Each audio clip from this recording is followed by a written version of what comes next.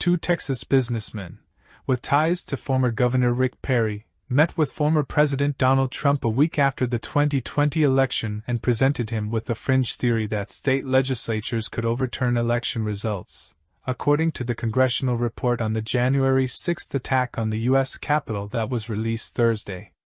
The theory fueled one of the main strategies Trump's closest allies pushed to overturn the 2020 election results, even though legal experts, including those within Trump's White House, dismissed the idea as unlawful and said there was no evidence of widespread fraud. The two Austin-area businessmen, Morgan Worsler and John S. Robison, met with Trump in an Oval Office meeting on November 10, 2020, according to the report. The exact nature of what they discussed was not detailed, but Worsler tweeted in June that he had told the whole Trump team in Oval that state legislatures can choose the electors no matter what current state law or state courts say, in essence empowering Republican-controlled state lawmakers to overturn President Joe Biden's win. After the meeting, Robison sent the White House an email to explain the move-forward plan for what was discussed, including using a parallel set of state electors who would vote for Trump in the Electoral College.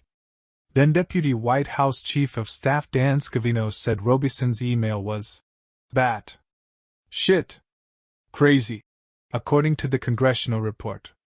Robison did not respond to requests for comment on Friday. Worsler acknowledged being named in the report on social media, saying his theory was justified by the Constitution. "I'm in the January 6th report," he tweeted. "Sweet.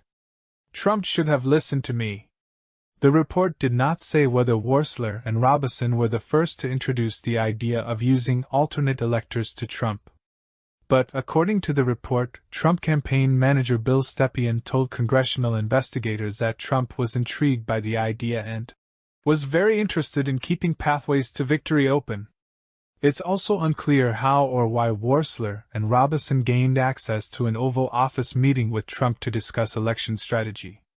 The two are not known fixtures among Texas or national politics, and they do not appear to have any background in law or elections. Neither of them are notable contributors to Trump in a state where the former president has a healthy pool of billionaire megadonors.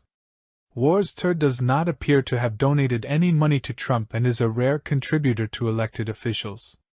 Robison donated a total of $805 to Trump and his associated PACs in 2020. But the two share a notable history with Perry, who served as Trump's first energy secretary.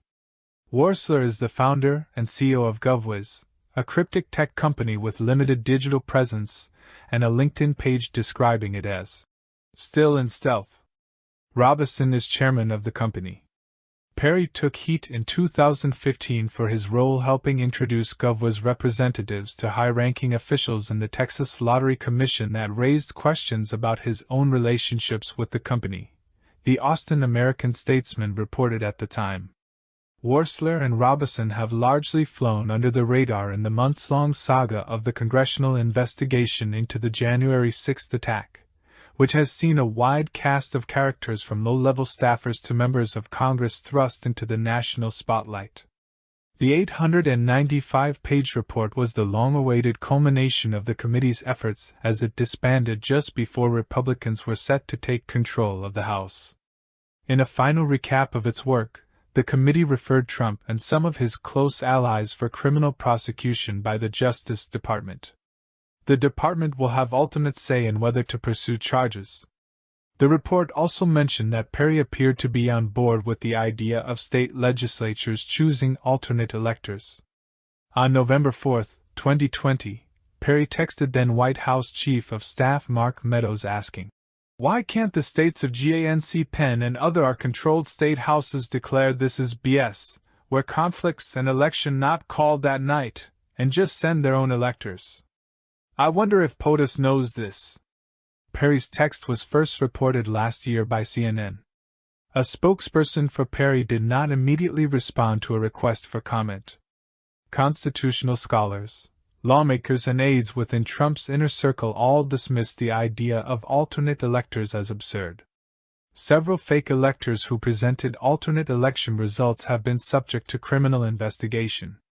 The disclosure comes as the U.S. Supreme Court considers the validity of independent state legislature doctrine, a theory pushed by some Republicans that claims the U.S. Constitution delegates power over federal elections exclusively to state legislatures.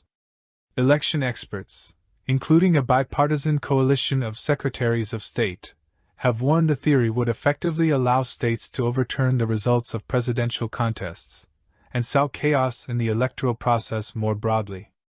Perry's past with Worsler, Robison. In 2015, Perry's relationship with GovWiz was scrutinized by ethics experts as potentially part of a pattern of alleged improper use of the governor's office to curry political favors. They pointed to the meeting between Perry, Lottery Commission leaders that he appointed, and GovWiz representatives as suspicious due to the obscure firm's quick access to high-ranking state officials.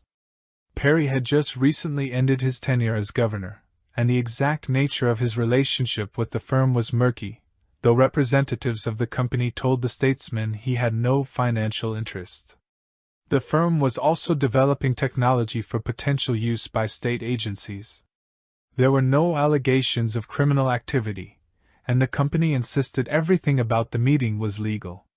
Perry reportedly had connections to at least 4 people at GovWiz, including 2 lobbyists who had been high-ranking officials in his administration and 2 others with close ties to the governor's alma mater, Texas A&M.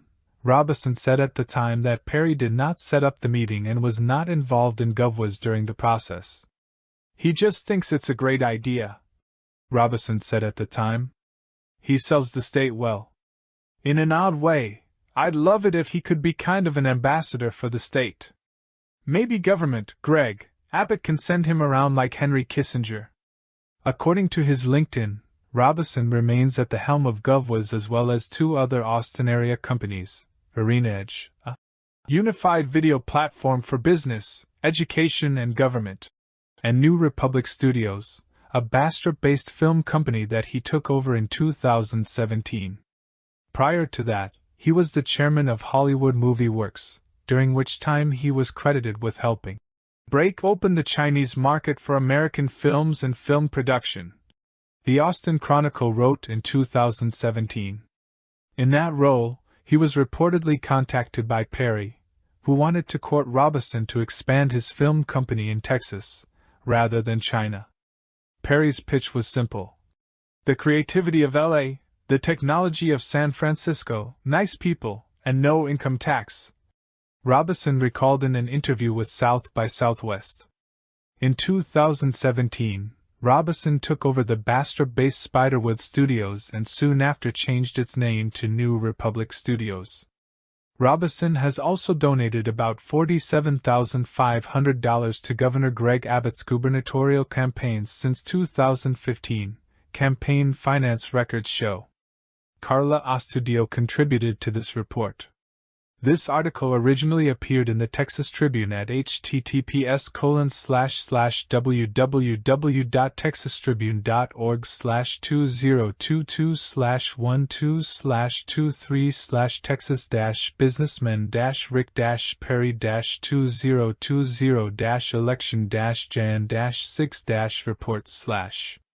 The Texas Tribune is a member-supported, nonpartisan newsroom informing and engaging Texans on state politics and policy. Learn more at texastribune.org.